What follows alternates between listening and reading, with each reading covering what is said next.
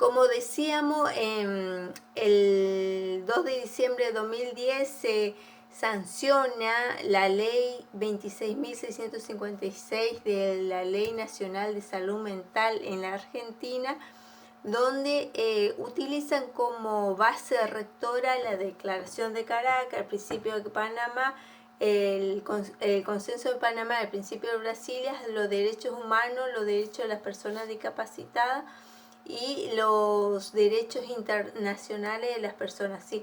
En la ley de salud mental que se sanciona, esta ley tiene por objeto asegurar el derecho a la protección de la salud mental de toda la persona y el pleno goce de los derechos humanos que anteriormente vimos que estaban violadas, ¿no es cierto?, que no se cumplía con los derechos humanos. ¿Por qué? Porque se le aislaban a las personas, se lo ultrajaba, así como ustedes vieron en el documental que yo le pasé, ahí vieron cómo eran violados los derechos de las personas con trastorno mental no tenían poder de decisión de decir si querían ser tratados o no, o de decidir salir o no salir, o decidir sobre cierto tratamiento, ¿no es cierto? Entonces, en esta ley se trata de que los derechos de toda la persona con trastorno de salud mental los derechos humanos se los respeten, ¿sí? O sea, es decir, que tengan pleno goce de los derechos humanos de todas las personas que se encontraban dentro del territorio nacional reconocido en los instrumentos internacionales de derechos humanos con jerarquía constitucional, ¿sí? Reconociendo a la salud mental como un proceso determinado por componentes históricos, socioeconómico, cultural, biológico y psicológico, cuya preservación y mejoramiento implica una dinámica de construcción social, o sea, decir que la salud mental de una persona no depende solamente de esa persona que lo padece, sino que también depende de la sociedad, de la comunidad y la familia en donde está integrada esa persona, ¿sí? Es decir, depende de la dinámica de construcción social vinculada a lo de derecho humano y social de todas las personas. Esta ley se genera en un marco de referencia en el proceso de cambio de la vieja práctica sociosanitaria y de internación en particular propia del siglo XIX que vimos en el documental como eran la atención psiquiátrica. Entonces se trata de modificar todo eso, ¿sí? En cuanto a la modalidad de abordaje, la ley propone que el proceso de atención debe realizarse preferentemente fuera del ámbito de internación hospitalaria y en el marco de un abordaje interdisciplinario, es decir, que la atención que se le presta a una persona con trastorno mental tiene que ser de forma interdisciplinaria. Es decir, que la atención no solo tiene que estar basada pura y exclusivamente por el psiquiatra, ¿sí? La atención a esa persona con trastorno mental debe estar dada de forma interdisciplinaria, ya sea por un psiquiatra, psicólogo, trabajador social, enfermero y todo un ámbito, también su familia, ¿sí? También de forma interdisciplinaria, es decir que para la atención psiquiátrica de una persona también debe incluirse a los sectores políticos, ya sea municipal, social, intercultural, ¿sí? Basado en los principios de atención primaria de la salud.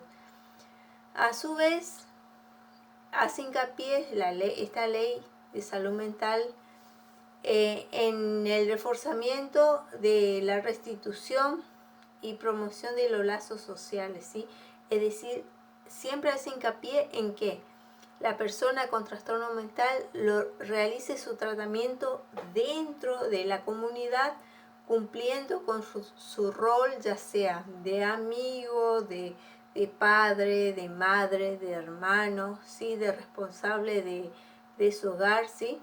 Con la opción de internación, la opción de internación debe ser de forma extraordinaria, es decir, tiene que ser lo más breve posible y de forma de que la internación se tiene que dar en una persona con trastorno mental solamente si la salud de esa persona corre peligro o la vida de esa persona corre peligro o la vida de un tercero, ¿no es cierto? Solo en ese caso. O también se debe ver que la internación se debe dar solamente y únicamente si todos los recursos o los tratamientos que se realizaron dentro de la comunidad o de la atención primaria no resultaron, ¿sí? La internación se debe dar como último recurso, ¿sí? Si todos los recursos que se utilizaron anteriormente dentro de la comunidad a través de la atención primaria no funcionó, bueno, solamente en esos casos se da la internación, ¿sí? Solo en ese caso se va a dar, o como decíamos anteriormente, si la vida de la persona corre riesgo o la vida de un tercero, ¿sí? En el 2010, por ejemplo, se estimó que en el mundo los trastornos mentales y del comportamiento y patología neurológica se explicaba que el 10% implicaba, perdón, en el 2010 los problemas neurológicos implicaba el 10% del año de vida ajustado por discapacidad. En América Latina y el Caribe implicaba el 13% de discapacidad de vida y en Argentina el 15% de discapacidad de vida. Estos son datos realizados por el Instituto de Medición y Evaluación de la Salud, ¿sí? Estos son estadísticas que se hizo. Entonces yo ahora le voy a dejar en el apunte el Principio de Brasilia, Consenso de Panamá y la Ley Nacional de Salud Mental para que vayan leyendo, ¿sí? Lo más importante de esto es ver la evolución de lo que es la atención psiquiátrica hasta que llegamos a la Argentina con la sanción de la Ley de Salud Mental y la implementación del mismo, que tenemos que saber muy bien para ver cómo atender a las personas o pacientes que se nos presentan con algún trastorno de salud mental y hacerles saber cuáles son sus derechos, ¿cierto? Yo les dejo los apuntes y nos estamos viendo.